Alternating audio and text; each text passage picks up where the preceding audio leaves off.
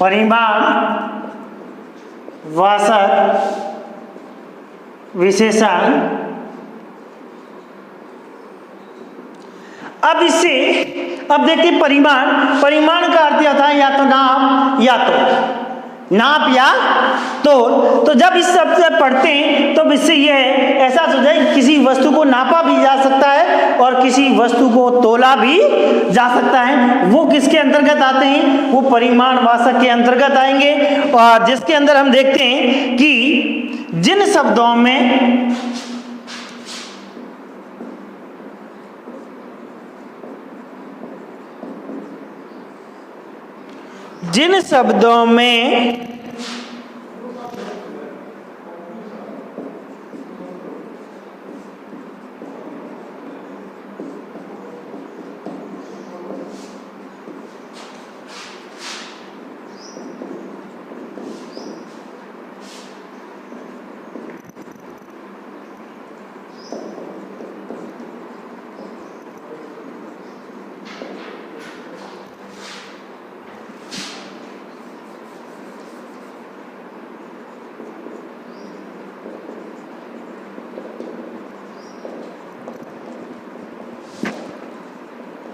जो ये नाप या तोल का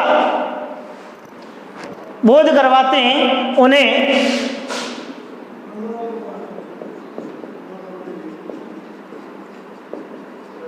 परिमाणवाचक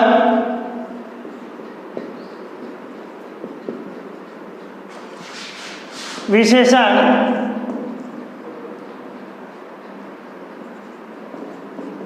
कहते हैं।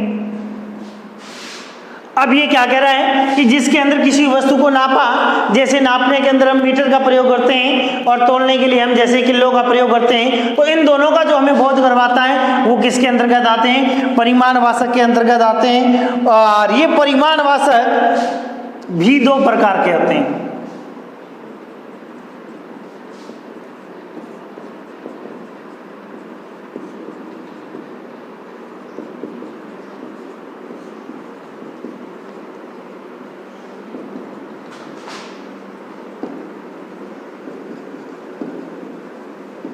परिमाणवाचक विशेषण भी क्या दो प्रकार के होते हैं। पहला वही क्रम है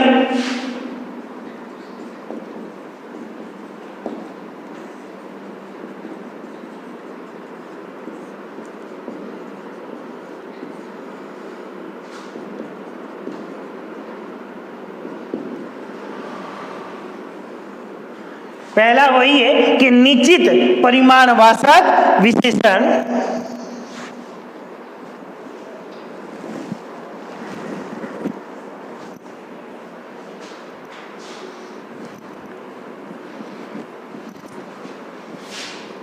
जिस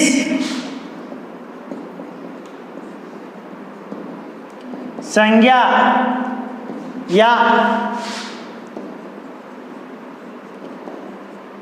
सर्वनाम में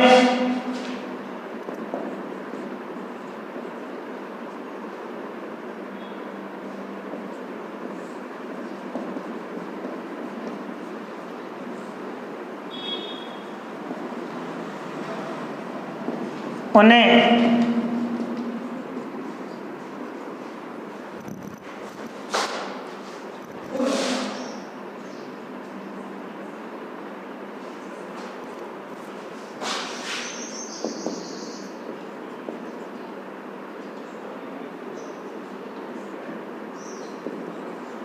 वाचक विशेषण कहते हैं।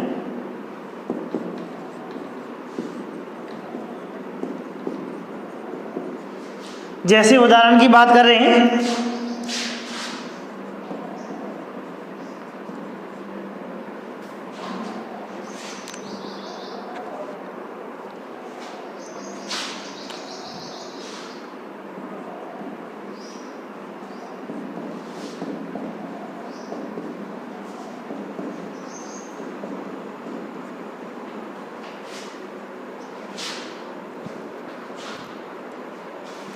इसके ये नहीं होगा।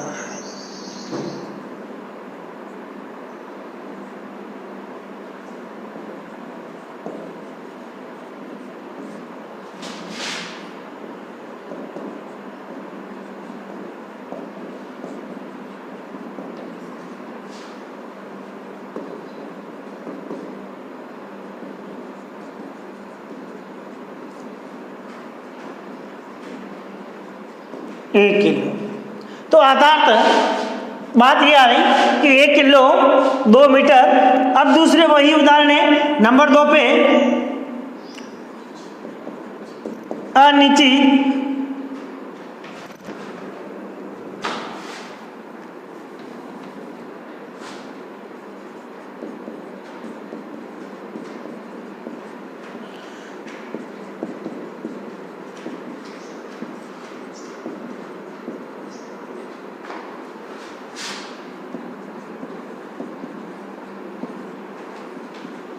वही बात परिभाषा की बात की जाए तो ये ऊपर वाली ऊब को वापस के नीचे आएगी, जिसके अंदर सिर्फ जो नीचे शब्द है इसके एक जिन्हें निश्चित भाषा कहते हैं उन्हें क्या आएगा वापस अनिश्चित। अब वही परिभाषा अनिश्चित परिमाणवाचक कि जिस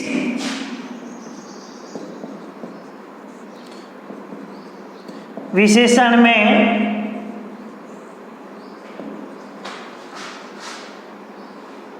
संज्ञा या सर्वनाम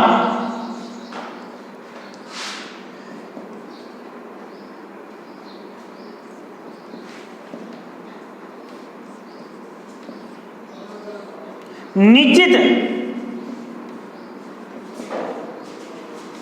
परिमाण नहीं हो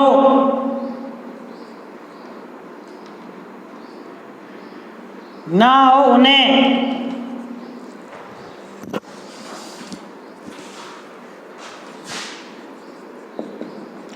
अनिश्चित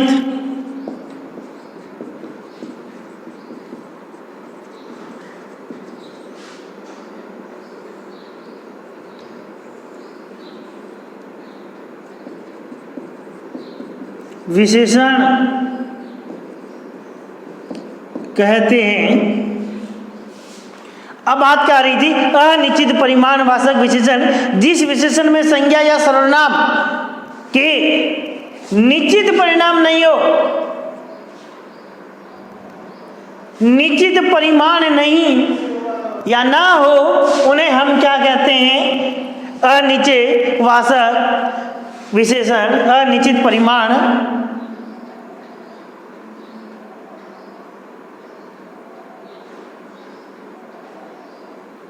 वाचक विशेषण कहते हैं। जैसे उदाहरण की बात करें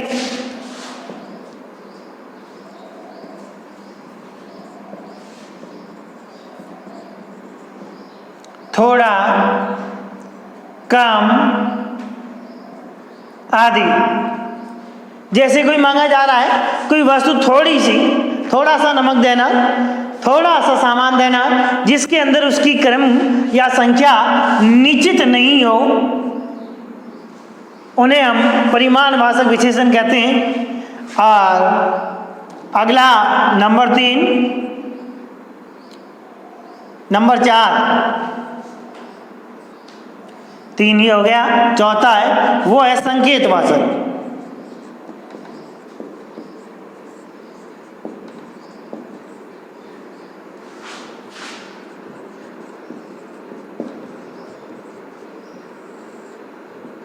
संकेतवाचक विशेषण वे सर्वनाम शब्द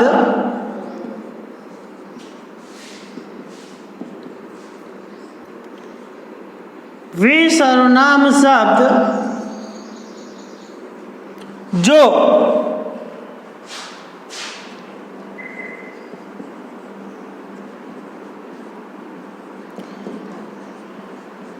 विशेषण के रूप में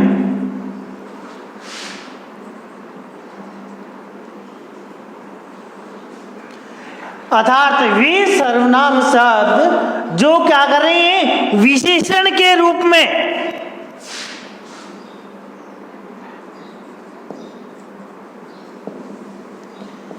संज्ञा या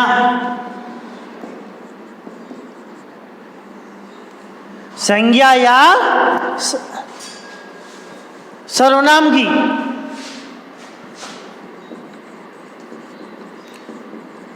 विशेषता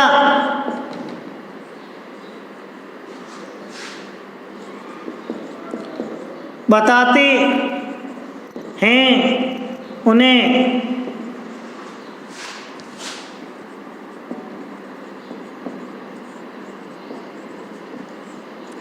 संकेतवाचक विशेषण कहते हैं। तो बात क्या हो रही है कि संकेतवाचक वे सर्वनाम शब्द जो विशेषण के रूप में किसकी विशेषता बता रहे हैं? संज्ञा या सर्वनाम शब्दों की क्या बता रहे हैं?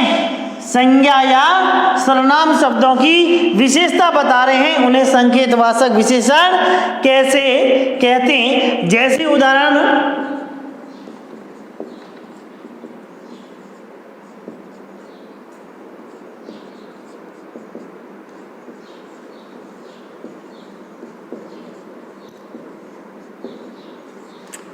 जैसे उस पुस्तक को पढ़ो, उस पुस्तक को क्या करो?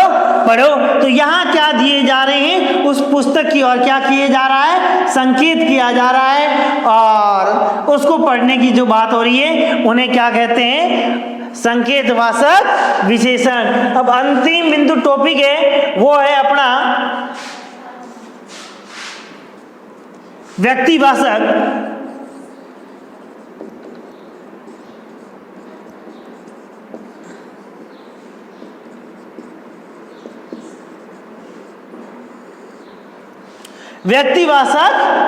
विशेषण। व्यक्तिवाचक विशेषण अर्थात वे विशेषण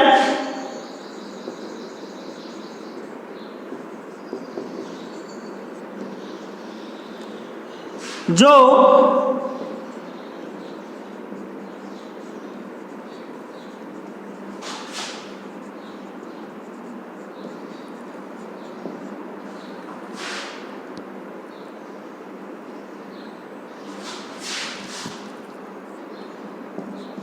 से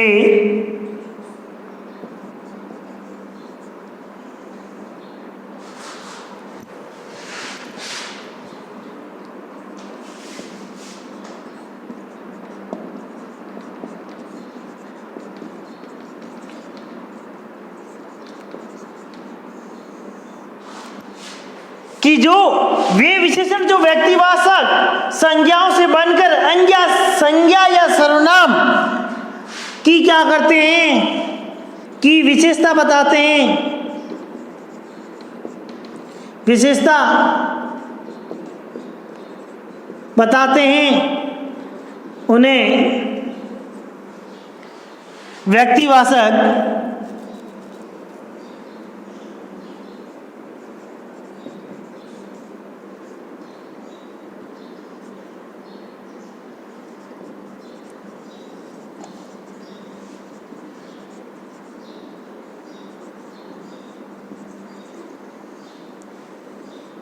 उन्हें क्या कहते हैं? व्यक्तिवाचक विशेषण कहते हैं।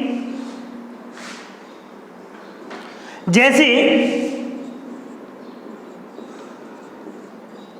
यहां हम दूसरी बात भी ये भी कह सकते हैं, जो व्यक्ति विशेष से जुड़ी हुई हो, जो व्यक्तिवाचक अर्थात व्यक्ति विशेष से जुड़ी हुई बातें या संज्ञा या सर्वनाम शब्दों की जो बात विशेषता प्रकट करते हैं। जैसे उदाहरण के लिए कहते हैं कि जैसे जोधपुरी, जैसे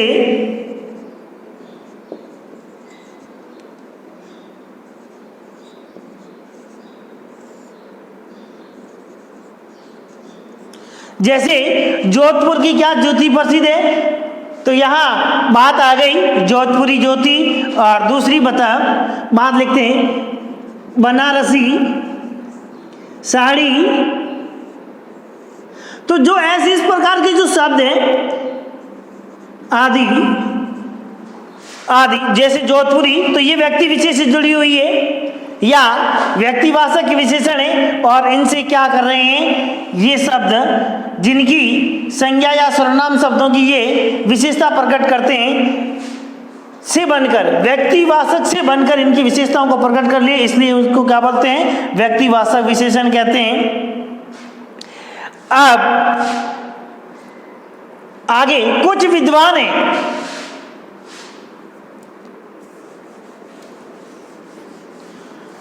कुछ विद्वान एक कवित्व विद्वान एक और प्रकार बता रहे हैं, उस प्रकार की भी अपन चर्चा कर लेते हैं।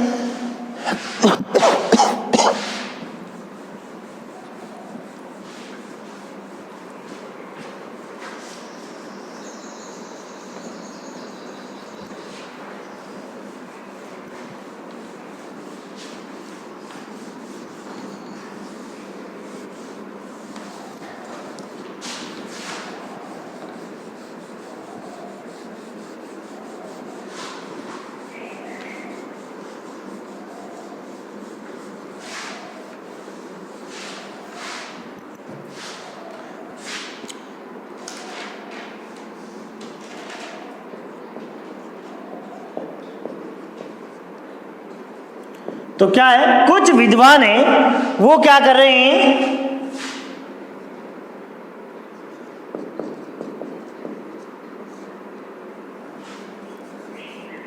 तो यहां लिखते हैं नोट या विशेष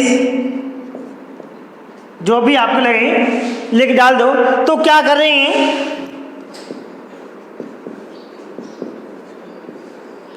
विद्वान एक और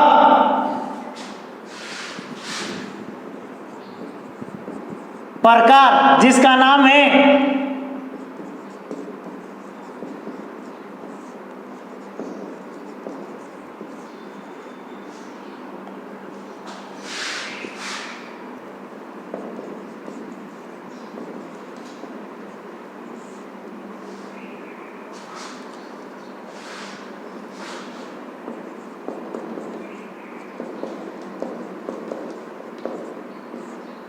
यह मानते हैं या बताते हैं, एक कुछ विद्वान है इसको एक और प्रकार बता रहे हैं, वो है विभागवाचक।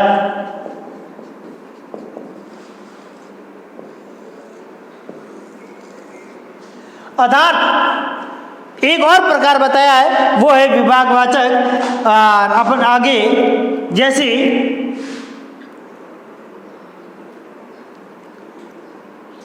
जैसे इसके उदाहरण में देखते हैं, हर एक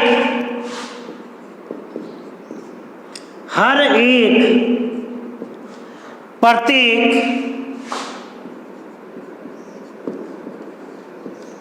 आदि,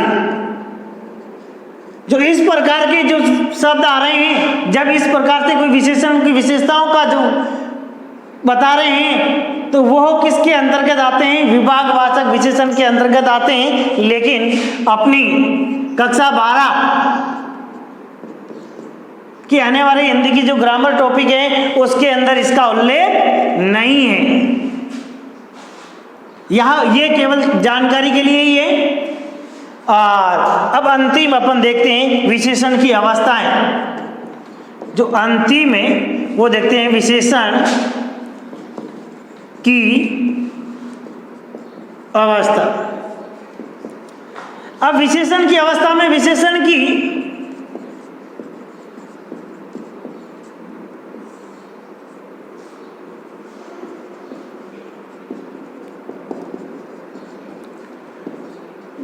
की तीन अवस्था होती है। पहली है वो है मूल अवस्था। नंबर 1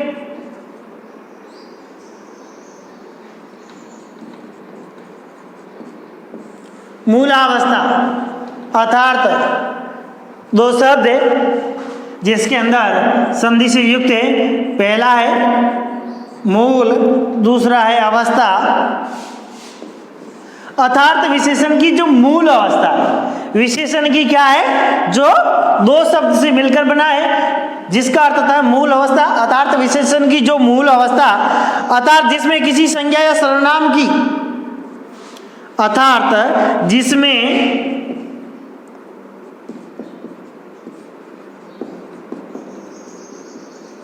किसी संज्ञा या सर्वनाम की सामान्य जानकारी हो।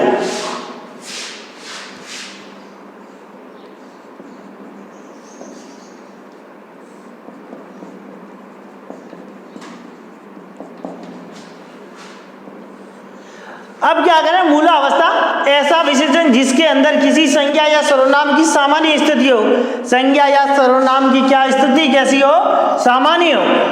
वो कौन सी अवस्था का विशेषण है, मूलावस्था का विशेषण। जैसे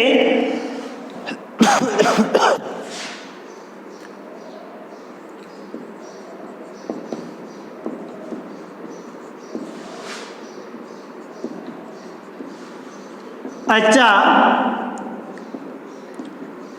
लड़का है,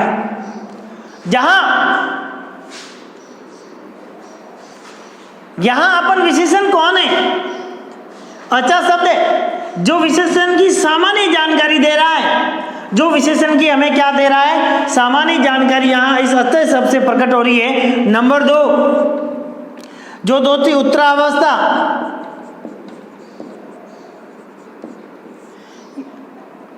ये भी वही बात, उत्तर धन अवस्था। अब देखो बात क्या हो रही थी कि जिसके अंदर मूल अवस्था के अंदर विशेषण में संज्ञा या सर्वनाम की सामान्य जानकारी या सामान्य स्थिति का बोध हो, उसे हम क्या बोलते हैं, मूलावस्था कहते हैं। स्थिति का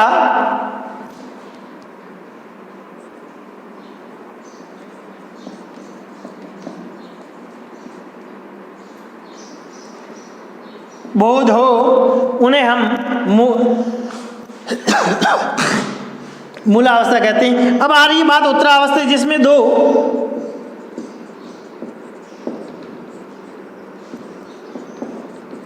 संज्ञा या सर्वनाम, जिसके अंदर संज्ञा या सर्वनाम की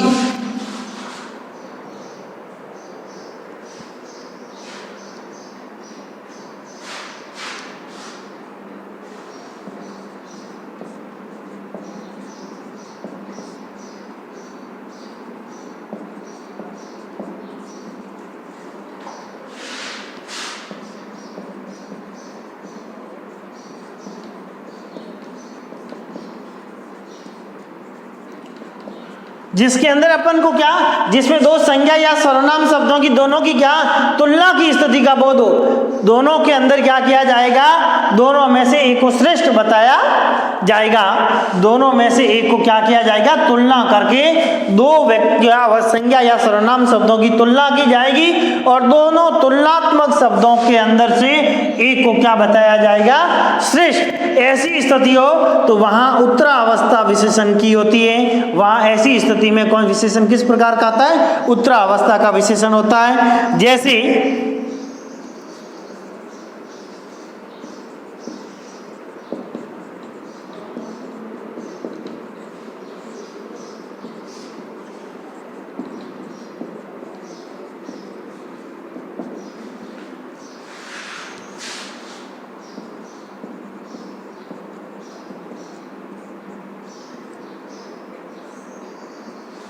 जैसे अशोक रहीम से अच्छा लड़का है, तो यहाँ अशोक और रहीम 2 संज्ञा शब्द है।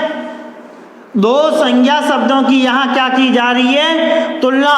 2 संज्ञा शब्दों से यहाँ क्या की जा रही है, तुलना करके इस रहीम, अशोक रहीम से, इस लड़के से ये लड़के को क्या बताया है, यहाँ सबसे अच्छे की पहचान बनाई है या पहचान बनाया है। और पहचान बताई गई है कि अशोक सबसे क्या है, इस रहीम से क्या है, अच्छा है, इससे ये क्या है, बेहतर है। अर्थात इन दोनों व्यक्तियों की तुलना हो गई, इस तुलना में से इसको क्या बताया गया, बेहतर या सबसे अच्छा। और अंतिम नंबर पे अपन देखते हैं, वो होती है विशेषण की उत्तम अवस्था। वही बात, उत्तम धन अवस्था, 2 शब्द मिलके बने जिनके बीच में क्या हो गई, यहाँ संधि।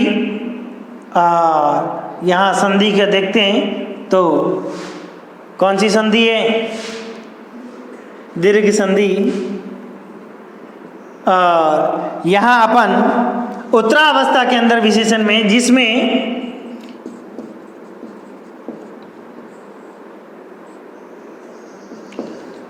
दो या दो से अधिक, जब विशेषण की उत्तमा अवस्था होती है तो इसके अंदर क्या होता है? या तो दो व्यक्ति या दो से अधिक व्यक्तियों की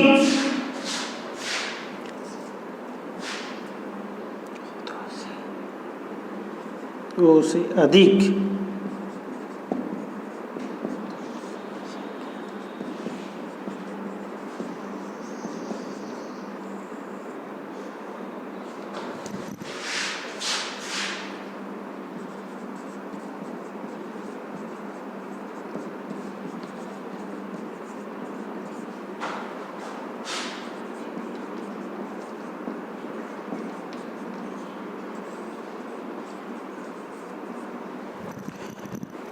एक को क्या किया जाता है? एक को श्रेष्ठ या अच्छा या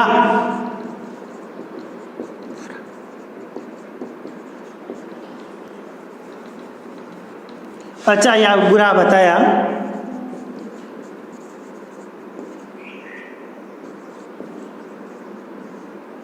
उन्हें विशेषण की उत्तमा अवस्था कहते हैं।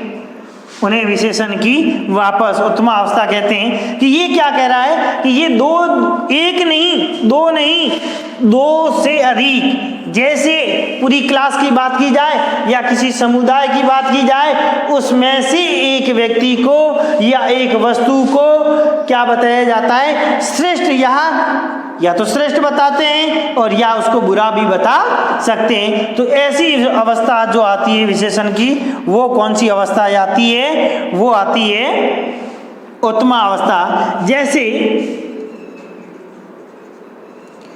अकबर सबसे अच्छा है, बात राजा की जाए या क्लास की जाए, तो बच्चों में से जो बच्चे हैं उसमें अकबर है वो सबसे अच्छा है। राजाओं में जैसे तुलना करके कहें तो ये भी बात आ जाती है। तो इस प्रकार से जो बात है वो क्या उत्तमा अवस्था की होती है। और अब जो विशेषण की क्या होती है? अवस्थाएं हैं और वो लिख देते हैं। पहली है अब अवस्था परिवर्तन।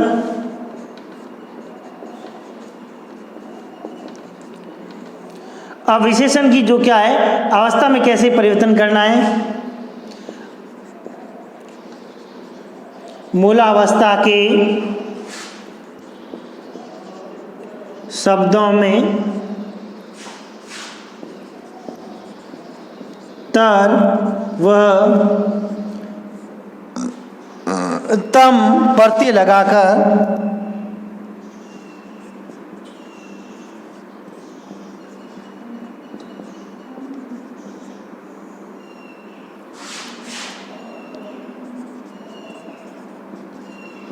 या शब्द की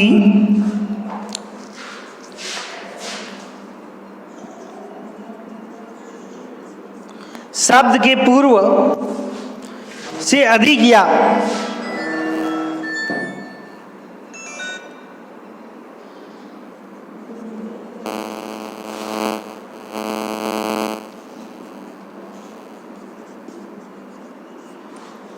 पूर्व से अधिक या सबसे अधिक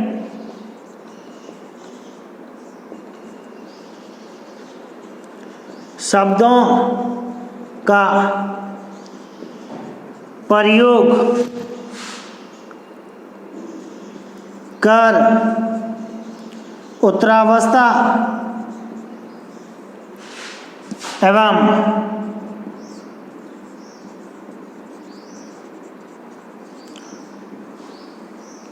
उत्तमा अवस्था में प्रयोग करते हैं।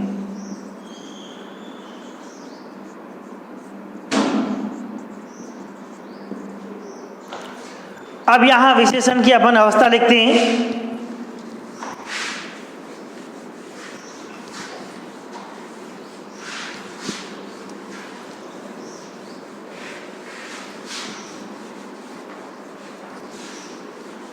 पहली अवस्था होती है मूल,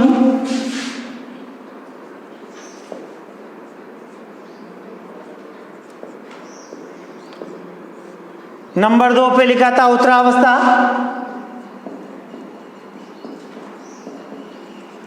और नंबर 3 पे लिखा था उत्तमावस्था।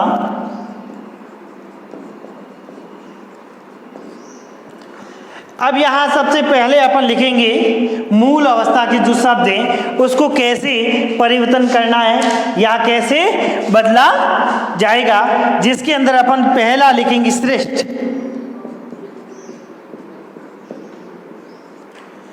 और दूसरा लिखेंगे हम उच्च, नंबर 3 अच्छा,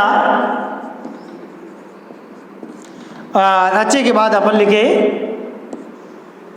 ऊंचा। तो जब हम इस श्रेष्ठ शब्द से पहले के अंदर लगे उत्तरावस्था के अंदर हम लगा देंगे तर, उत्तरावस्था में हमें क्या लगाना है तर, और यहाँ क्या लगेगा तम, उत्तमा अवस्था में क्या लगेगा तम, तो श्रेष्ठ। तो ये हो गया श्रेष्ठतर, और जब हम यहाँ इसके बीच में क्या लगा देंगे तो तम, तो क्या हो जाएगा श्रेष्ठतम। वैसे ही इस शब्द से हम दूसरे लिखते हैं तो ये हो जाएगा उच्चतर, और नंबर 2 पे लिखेंगे तो यहाँ देखेंगे तो क्या हो जाएगा उच्चतम,